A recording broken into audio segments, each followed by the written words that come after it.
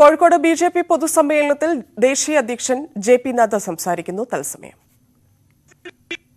8,000 people have been given new government of in Jal Jeevan Mission by Narendra Modi. We have to understand. If I talk about financial inclusion, 45 crore people have been included in Jan Yojana, and in Kerala 45,85,000 have been included.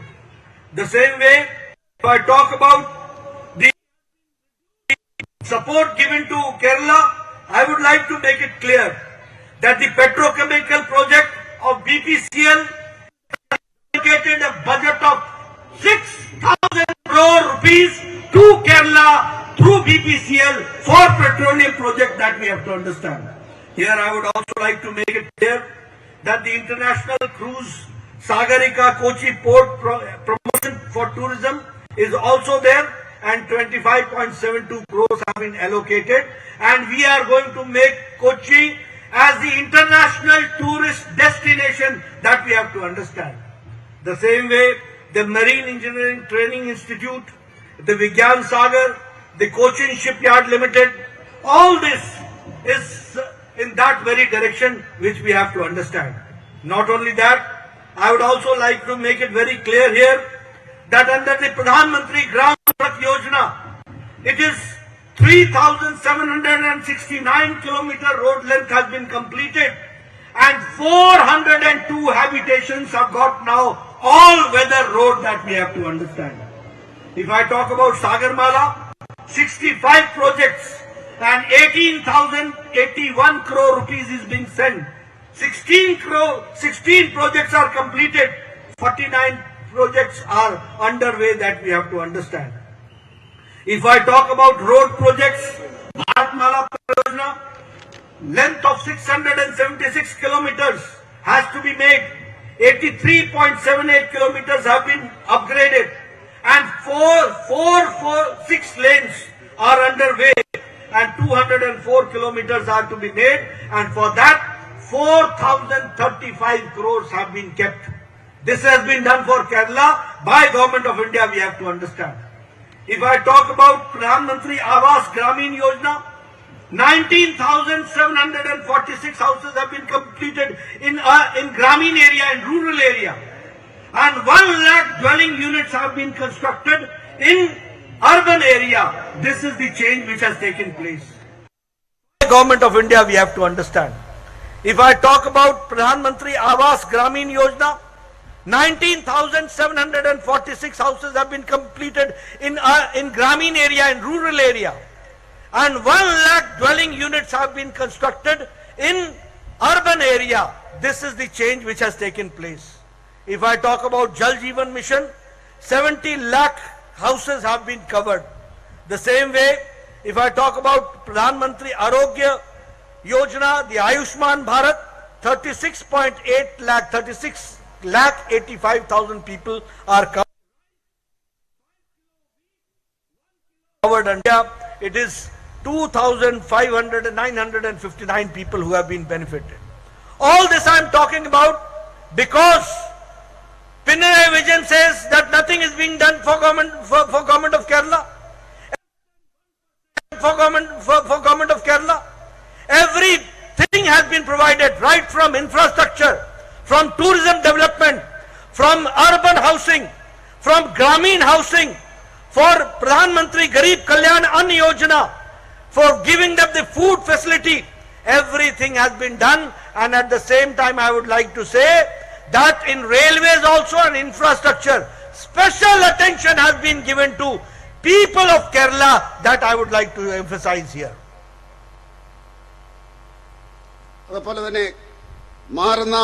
ഭാരതത്തെ പറ്റി പറയുന്ന അവസരത്തില് നമുക്ക് പറയുവാൻ സാധിക്കും, ഒരു കാലഘട്ടത്തില് ഭാരതം ഇറക്കുമതി ചെയ്യുന്ന രാജ്യമായിരുന്നു. ഇന്നത് മാറിയിട്ട് ഏതാണ്ട് 400 മില്യൺ ഡോളറിന്റെ കയറ്റുമതിയാണ് നമ്മൾ നടത്തിക്കൊണ്ടിരിക്കുന്നത്. 70 വർഷ കാലഘട്ടം നമ്മൾ ഈ അവസ്ഥയിലായിരുന്നു. പക്ഷേ ഭാരതം ഇന്ന് വളർന്നുകൊണ്ടിരിക്കുകയാണ്. അതുപോലെ തന്നെ വേറൊരു കാര്യം പറയേണ്ടതുണ്ട്, ഖാദിയുടെ രംഗത്ത് ഭാരതം മുന്നേറുകയാണ്. നരേന്ദ്രമോദിയുടെ കാലഘട്ടത്തില് ഏതാണ്ട് 1,15,00,000 ടേൺ ഓവറാണ് ഉണ്ടായിരിക്കുന്നത്. അങ്ങനെ ഏറ്റവും കൂടുതൽ വളരുന്ന ഒരു മേഖലയായിട്ട് ഈ ഖാദി മാറിയിരിക്കുകയാണ്. അതുപോലെ തന്നെ സ്റ്റാർട്ടപ്പിന്റെ കാര്യത്തിൽ ഭാരതം ഏതാണ്ട് മുന്നേറിക്കൊണ്ടിരിക്കുകയാണ്. കഴിഞ്ഞ വർഷം തന്നെ ഏതാണ്ട് 100 യൂണിക്കോൺ ആയിട്ടുണ്ട് അവസ്ഥയുണ്ടായിരുന്നു. കേരളത്തിൽ ഏതാണ്ട് 40 ഉണ്ടായി. അതുപോലെ മുന്നേറിക്കൊണ്ടിരിക്കുകയാണ് സാമ്പത്തിക രംഗത്ത്. പക്ഷേ അതുപോലെ തന്നെ നമുക്ക് പറയുവാൻ സാധിക്കും, അന്യ സംസ്ഥാനങ്ങളിൽ നിന്ന് തൊഴിലാളികൾ വരുന്നുണ്ട്. അവർക്ക് ഒരു രാജ്യം ഒരു റേഷൻ കാർഡ് എന്നുള്ള പദ്ധതി നടപ്പിലാക്കി. ബീഹാറിൽ നിന്നും മധ്യപ്രദേശിൽ നിന്നും വിദൂര ഗ്രാമങ്ങളിൽ നിന്നും ഇവിടെ വരുന്നവർക്ക്, കോഴിക്കോട് വരുന്നവർക്ക് 1 നേഷൻ 1 റേഷൻ കാർഡ് എന്നുള്ള രീതിയിൽ അവർക്ക് ഭക്ഷ്യവസ്തുക്കൾ കിട്ടും. പാവപ്പെട്ടവന് താങ്ങായിട്ട് നിൽക്കുകയാണ്. അതുപോലെ വർഷങ്ങളായിട്ട് നമ്മൾ പറഞ്ഞുകൊണ്ടിരുന്നതാണ് ഈ രാജ്യത്ത് ഒരു രാജ്യം ഒരു ഭരണഘടന എന്നത്. പക്ഷേ നരേന്ദ്രമോദി അധികാരത്തിൽ വരേണ്ടിയിരുന്നു 370-ാം വകുപ്പ് റദ്ദാക്കിക്കൊണ്ട് ഭാരതത്തില് ഒരു രാജ്യം ഒരു പ്രധാനമന്ത്രി ഒരു ഭരണഘടന ഒരു പതാക എന്നുള്ള അവസ്ഥയിലേക്ക് വരാൻ വേണ്ടി ആ രീതിയിലേക്ക് മാറിയിരിക്കുകയാണ്. അതുപോലെ തന്നെ നമുക്ക് അന്നയോജനയിലൂടെ ഇവിടെ ദാരിദ്ര്യം മാറ്റുവാൻ സാധിച്ചു എന്ന് പറഞ്ഞു. 12% ജനങ്ങളെ ദാരിദ്ര്യരേഖയുടെ മുകളിലേക്ക് കൊണ്ടുവരുവാൻ വേണ്ടി നമുക്ക് സാധിച്ചു. അതുപോലെ തന്നെ പിണറായി വിജയൻ, അദ്ദേഹത്തിന്റെ കാഴ്ചപ്പാടിന്റെ കുറവായിരിക്കും, അദ്ദേഹത്തിന് വസ്തുതകൾ അറിയാം, പക്ഷേ രാഷ്ട്രീയ കണ്ണുകൊണ്ടാണ് അദ്ദേഹം നോക്കുന്നത്. അതുകൊണ്ട് അദ്ദേഹം പറയുന്നത് അദ്ദേഹത്തിന് കേരളത്തിന് ആവശ്യത്തിനുള്ള സഹായങ്ങൾ കിട്ടുന്നില്ല എന്നാണ് അദ്ദേഹം പറയുന്നത്. നമുക്കറിയാം, പ്രധാനമന്ത്രിയുടെ കിസാൻ സമ്മാൻ നിധി 11 കോടി ജനങ്ങൾക്കാണ് ഭാരതത്തിൽ കൊടുത്തത്. ഏതാണ്ട് 30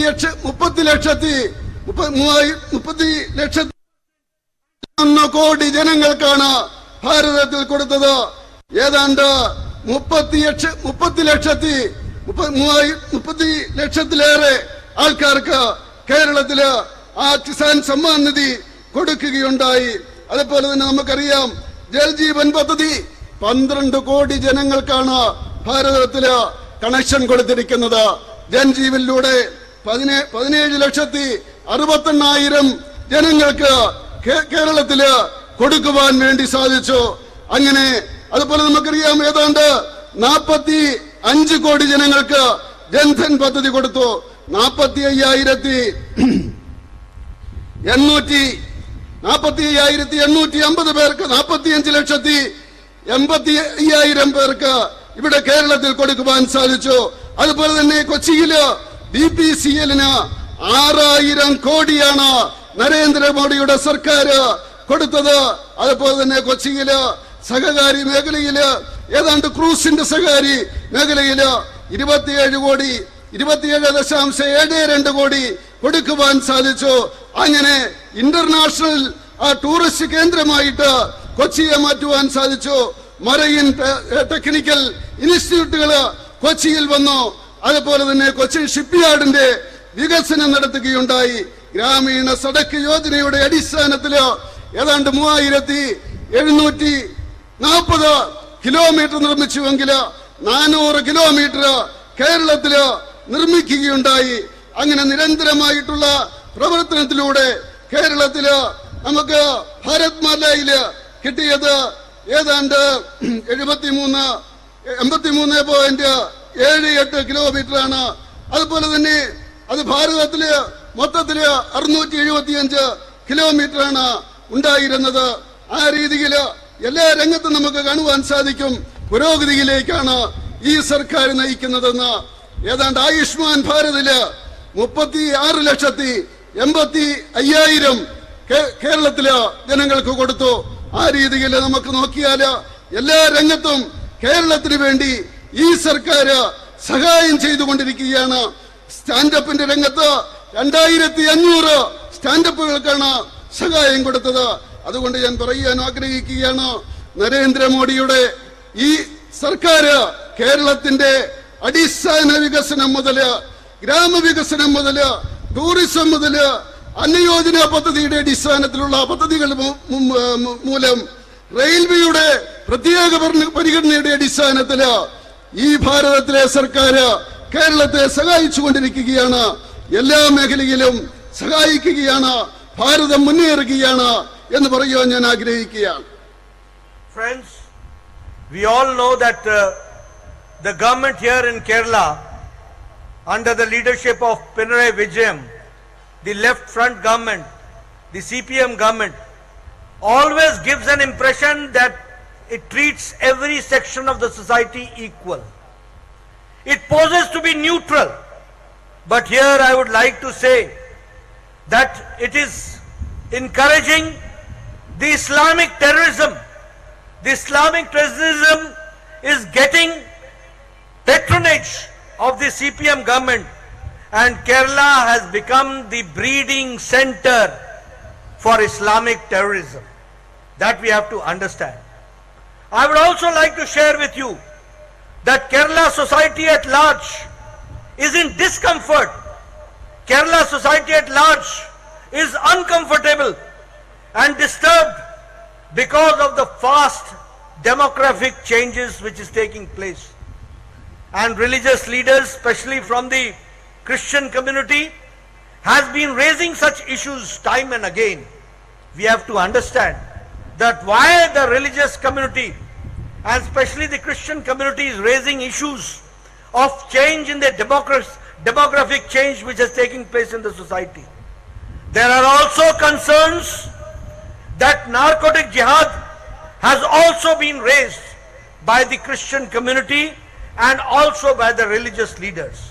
We have to understand that under the leadership of Pinarayi Vijayanna, Kerala is now in a situation where they talk that they'll treat everybody equally, but the feeling among the religious community is that they are supporting some sections, and at the same time the policy is divide and rule. The policy is pseudo-secularism. The policy is to give special treatment to one section of the society and try to divide the other section of the society. We have to understand. Not only that, if I talk about the violence which is taking place, I am shocked to know that more than 125 political murders have taken place in last 15 years. In 2016, 55 political murders took place, and also 12 of them took place in Kannur district, which is the CM's own home district. That we have to understand. There is a drastic increase in violence. There is a drastic increase in murders. There is drastic increase in organized attacks and murders. 1019 murders have taken place in last 3 years, and 83 murders in organized attacks. In total, 8,000 in March 8, 2012, 1019 murders have taken place. In 2019, 308 murders took place. In 2020, 305 murders took place. In 2021, it was 336 murders which took place. And in March 2022, 70 murders have taken place. This is the crime record of Kerala. And these are all political murders. These are all political murders which are taking place. The latest incident of the attack on the RSS worker, the Srinivasan at Palagat, and A. Sanjeet in Palagat, is a glaring example of the patronage given by the state government and the political vendetta through which this government is functioning. I would also like to share with you that the Pinarayi Vijayanna government has failed on all fronts. They have not been able to curtail the women atrocities which is taking place. There are cases in huge number, in large number of POSCO cases which are not being dealt seriously. Here I would like to also suggest that this state under the left democratic front is full of lawlessness, full of corruption, and full of people who are being protected, who are doing corruption. That we have to understand. അതുപോലെ തന്നെ ഞാൻ പറയുവാൻ ആഗ്രഹിക്കുകയാണ്, പിണറായി വിജയന്റെ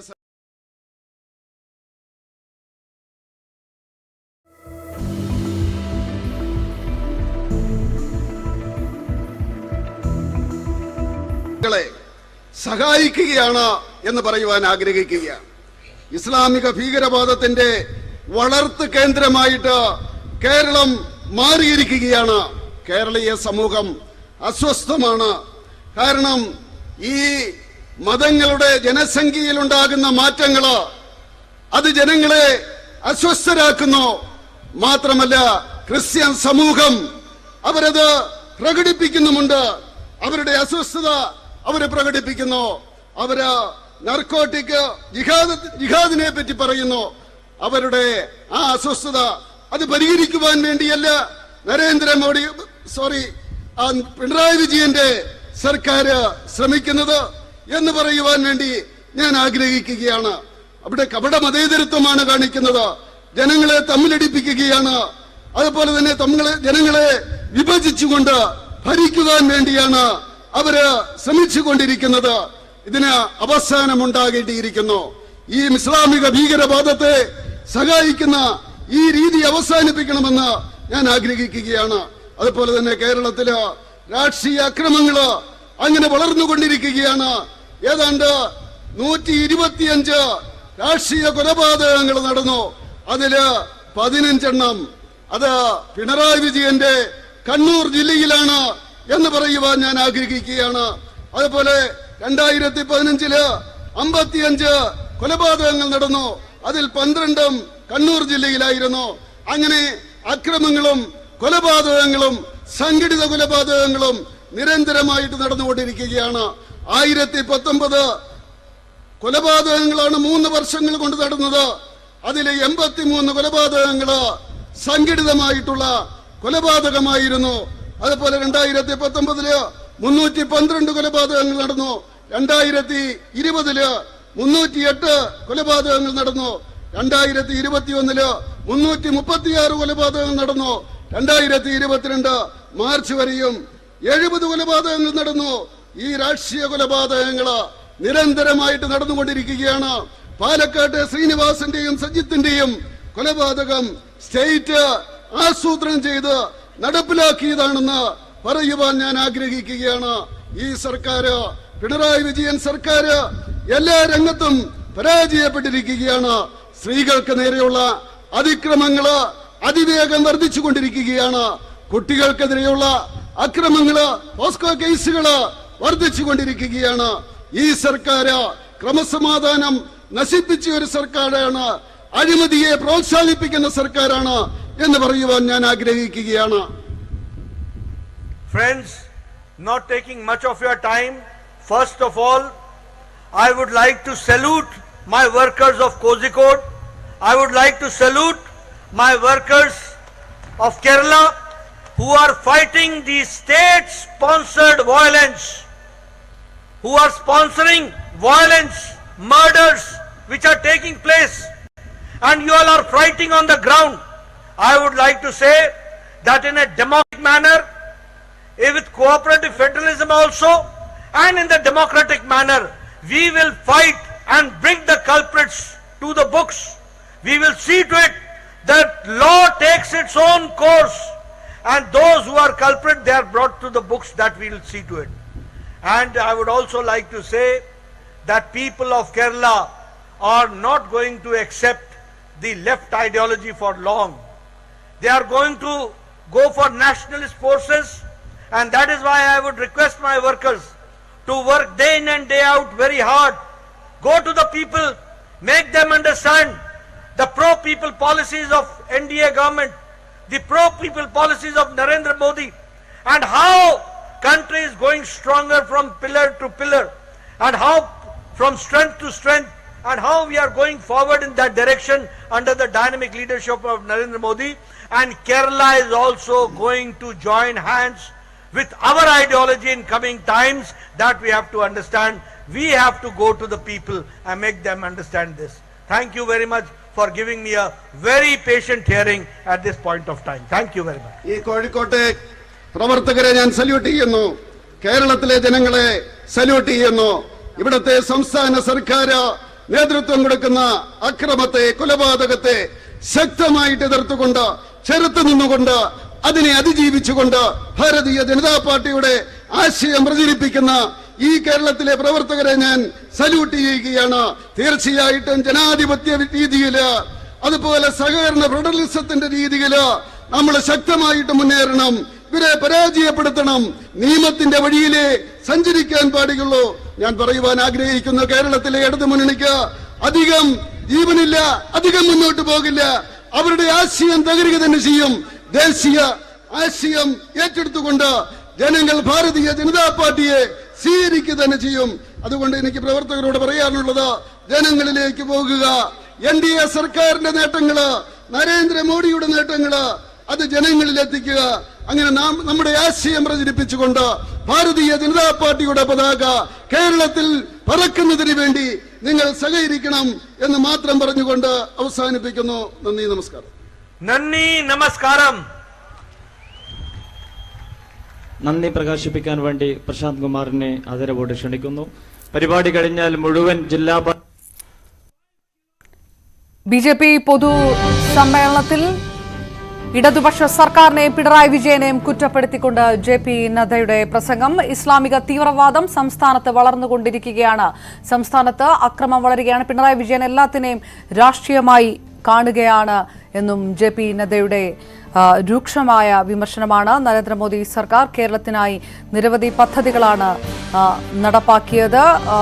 അധികകാലം ഇടത് അധികാരം, ഇടത് രാഷ്ട്രീയം കേരളത്തിൽ വാഴുകയില്ല എന്നും JP നദ്ദ പ്രസംഗത്തിൽ പറയുകയുണ്ടായി.